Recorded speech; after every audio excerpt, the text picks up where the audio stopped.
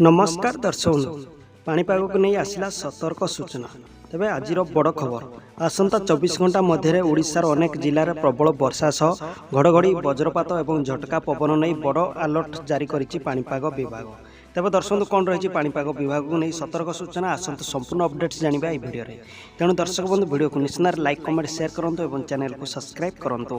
तेज दर्शक बंधु भारतीय पाणीपाग विभाग अर्थात आईएमडी रो बड़ आकलन अनुसार आसंता 26 तारिख सुधा किंबा यार किछि दिन आगपछ केरल छुई पारे दक्षिण पश्चिम मौसुमी वायु।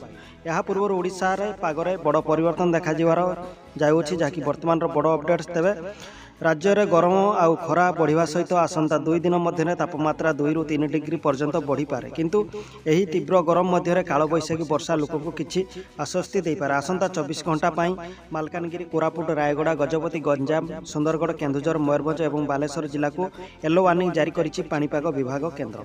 एसबू अंचल में वर्षा सह वज्रपात और घड़घड़ी संभावना रही। 19 तारिख में राज्यर 8टी जिले में कालबैशाखी प्रभाव देखा 20 तारिख में सुंदरगढ़ केन्दुझर मयूरभंज जिला को ऑरेंज अलर्ट जारी करिछि पाणीपाग विज्ञान केन्द्र। तेबे स्थान गुड़िकर पवनर बेग घंटा पिछा 50 ରୁ 60 किलोमीटर पर्यंत बही पारे।